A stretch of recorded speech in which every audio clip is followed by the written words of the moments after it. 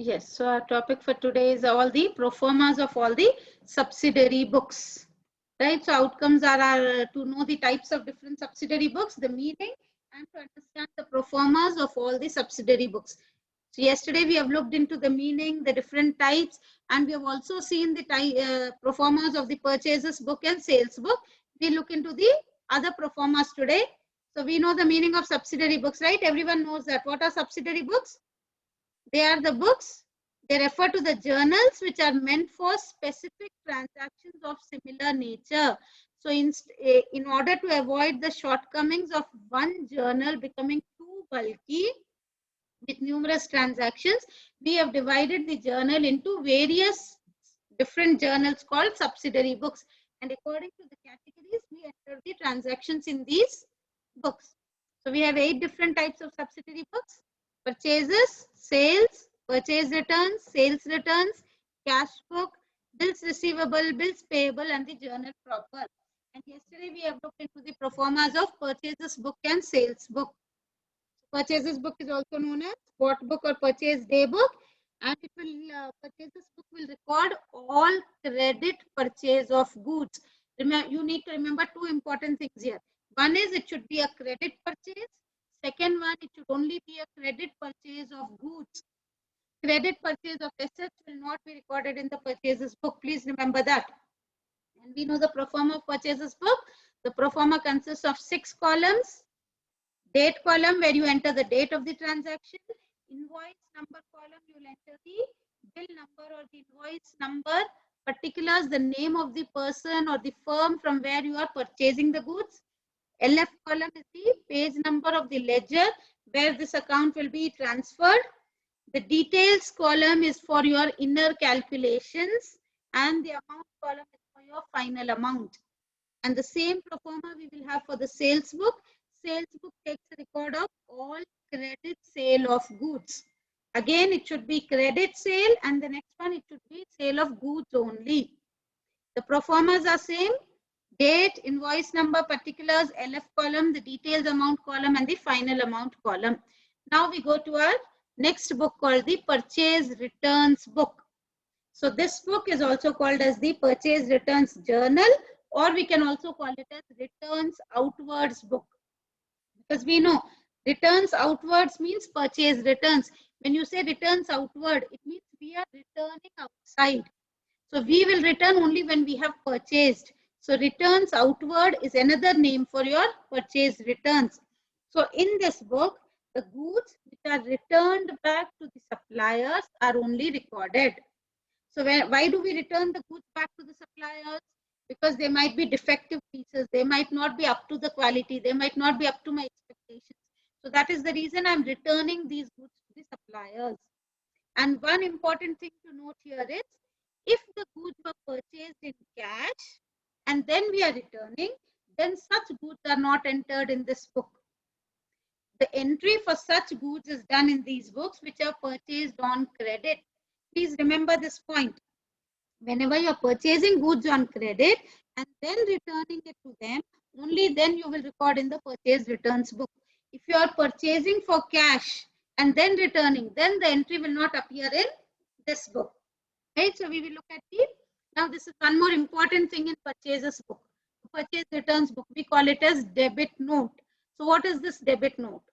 When the goods are returned to the supplier, along with the goods, a note is also sent to the supplier which carries all the details of the goods returned. Such a note is called as a debit note. So whenever we are returning the goods, so for example, if I'm returning the goods to ABC company because they were defective pieces, so along with my goods, I will send a note to ABC company stating that I am returning 20 kgs of these goods worth so and so amount. So I'll give the entire detail of goods. What is the amount of goods? What is the quantity of goods? The description of the goods. I will mention all the details, and along with my goods, I will send this note, because there should be a proof that I have returned the goods. Right? Tomorrow he might say that I did not get any goods at all. So along with the goods, I will send a note, and this note is called as a debit note. And this debit note is prepared in duplicate. So one copy is sent along with the goods and one copy I will retain for my reference. So later on, if in case there are any conflicts, this will serve as a proof. Right? So the same debit note, when it is in the hands of the seller, it is called as a credit note. So the seller will give me the credit note stating that he has received those goods. The purchaser will dispatch a debit note to the seller, and the seller will send a credit note to the purchaser. So if I am returning the goods, along with my goods, I will write a debit note and give it to the supplier. What the supplier will do, once he has received those goods, he will prepare a credit note and give it back to me, stating that he has received so many goods worth so much amount. So is the concept of debit note clear? So whenever we are returning the goods to the supplier, we will not have any invoice number here. See, when we were doing transactions related to purchase and sales, we had the invoice number, the bill number. But when we are returning the goods, we do not have any invoice number. We will have the debit note and the credit note. Right? So this is the pro forma of the purchase returns book. All the columns are similar except for the column of invoice number. So here instead of invoice number, you will have the debit note number. All the other columns are same. In the date column, you will record the date of the transaction. In the debit note number column, you will record the number of the debit note. So every debit note will be numbered. So that number will be recorded here. Particulars column is for the name of the firm or the person to whom you are returning the goods. LF column, same thing, page number of the ledger. The details column is for any inner calculations if you need, and the final amount column for the final amount. And please remember, the details column is not compulsory. It's up to you. If you want to have any inner calculations, you can do it in this column, or you can avoid preparing this column also. And now see the first figure. It says the purchaser sends debit note to the seller. The seller sends a credit note to the purchaser. Right? So purchaser is sending a debit note along with the goods to the seller. Seller is sending back a credit note to the purchaser. So is the purchase returns book clear, or do you have any doubts? Yes, let me know. Is it clear? Yes, ma'am. Yes, ma'am. It's clear, right? So Yes, we move ahead. Yes, ma'am. So the next one is the sales returns book.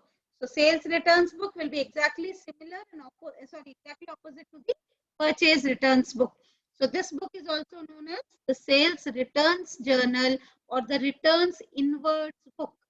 So when goods are coming in, we call it as returns inwards. People are returning us. And when will they return? They will return when we have sold to them. So returns inwards is the another name for sales returns. So in case of goods sold on credit, some goods are being returned by the customer. Such goods are recorded in this book. So same thing, whenever we sell goods on credit and the customers are returning them back to us because they are defective pieces, we record such goods, such entries in the sales returns book. So this book will have again similar columns as the purchase returns book, except for the debit note number. So here, instead of debit note number, we will have the credit note number. In the place of debit note, we have the credit note. So what is the credit note? When goods are returned by the customer, a note is provided to them which is called a credit note. So whenever the customers are returning the goods to us, once we receive the goods, we give them a credit note stating that we have received so many goods worth so much of amount. So this means that the customer's account has been credited with the amount of goods returned. Right? And the same credit note, as I discussed earlier, will serve as a debit note for the opposite party. Right? So this is the pro forma of sales returns book. Again, all the columns are similar except for your credit note number. So instead of debit note number, you have the credit note number. The remaining all other columns are similar. And you can see the first figure. Seller sends the credit note to the purchaser. Purchaser sends the debit note to the seller. So now we have looked into the four major subsidiary books: the purchases book, sales book, purchase returns book, and sales returns book. And the pro formas for all the four are similar except for one column. In purchases book, you take it as invoice number. Sales book also you take it as invoice number. In the purchase returns book, you call it as debit note number, and in the sales returns book, you call it as credit note number. So that is the only difference. Otherwise, the proformas of all 4 books are similar. What you have to remember here is purchases book will record credit purchase of goods. Sales book will record credit sale of goods. Purchase returns will record goods returned to suppliers, and sales returns book will record goods returned by customers. Right? So now we'll look into the bills receivable book and the bills payable book. And remember, I told you the other day also, we do not have problems relating to bills receivable book, bills payable book, and the journal proper in this semester. So you have one entire chapter, entire unit on bills of exchange in the next semester. So then we will look into problems for these books. Right now, we only need to understand what is bills receivable book and what is bills payable book. Right? So bills receivable book is also called as the bills receivable journal. When a company receives various bills from its debtors, the details of all these bills are date-wise recorded in the bills receivable book. Right? So this book will record all the bills received from the debtors. And we all know who debtors are. Right? Who are debtors? You should not forget this. Business. Pardon? Person who owes money to the business. Correct. The persons who owe money to the business are the debtors. So all the bills given by the debtors stating the time when they are going to return us the when they are going to give us the money, with all those details, we will create the bills receivable book. And this is the pro forma. Just have a look at the pro forma of the bills receivable book. Serial number, the date column, from whom we received the bill, the date of the bill, the period of the bill, the due date of the bill, the ledger folio column, and the amount column. So when we are doing problems on this, you will understand this better. Currently in this semester, we are not doing any problems on bills receivable book and the bills payable book. Right?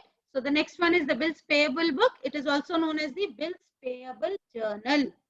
When various bills are accepted for its various creditors, the details of such bills are recorded in this book in chronological order. Always remember, we enter all transactions in chronological order. So whatever bills we are accepting to the creditors, such bills are recorded in the bills payable book. Right? So creditors are the people to whom the business owes money. So if we are accepting their bills that, okay, I give my acceptance that I'll pay the money after 2 months or I'll pay the money after 3 months. So all the acceptance which I have given to the creditors, all such bills will be recorded in the bills payable book. And this book again will have the same pro forma as the bills receivable book. Serial number, the date, from whom the bill was given, the date of the bill, the period of the bill, the due date of the bill, the ledger folio column, and the amount column. Right? Now we move to the last and the important subsidiary book, which is called as the journal proper. So we have seen the other 7 subsidiary books, and we know what all type of transactions will appear in those 7 books. So the simple rule for journal proper is all the transactions which cannot be and which do not fit into any of the other seven subsidiary books will be entered in the journal proper. I'll repeat, the transactions which do not find a place in any of the other 7 books will be entered in the journal proper. So if it is purchases book, it will record only credit purchase of goods. If it is sales book, it will record only credit sale of goods. The purchase returns and sales returns will record only purchase returns and sales returns entries. Bills receivable and bills payable book will record only entries related to bills of exchange. Cash book will record all cash transactions. So any other transaction which doesn't fit into all these books will be recorded in the journal proper. So we'll look into journal proper. We'll see the examples of journal proper. According to the rules of accounting, all business transactions are recorded into journal first and then they are posted in the ledger. We know this rule. If all credit and cash transactions are recorded into the journal, there'll be a large number of transactions and it will become too bulky. So we know this also. that if we record every cash and credit transaction, every transaction in the journal, our journal becomes too bulky. So that is the reason we have divided the journal into different subsidiary books. One book separately for cash transactions and 6 different books for all credit transactions, right? So cash transactions are directly recorded into the cash book, and credit sales and credit purchases are directly recorded in the sales and purchases book, and the remaining transactions are recorded in the journal proper. So the what type of transactions will appear in the journal proper?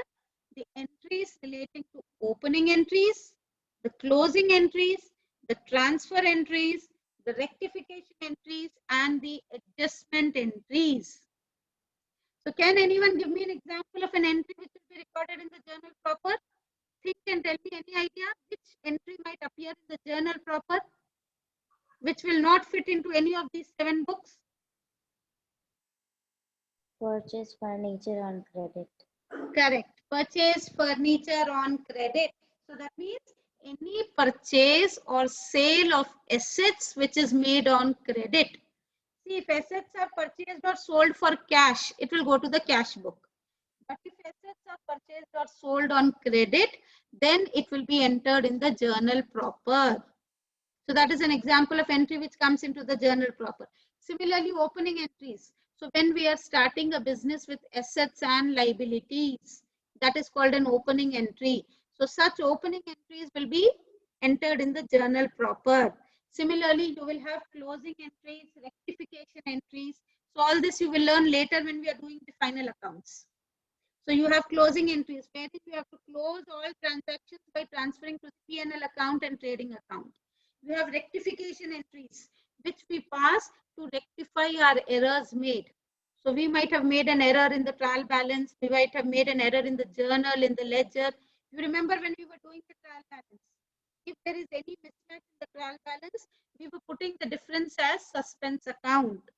So later on, when we open the suspense account, we need to check our books of account and pass rectification entries to rectify those errors.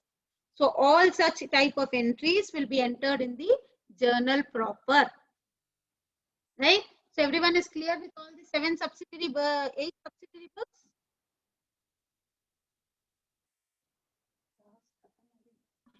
Yes. Yes, ma'am. Yes, ma'am.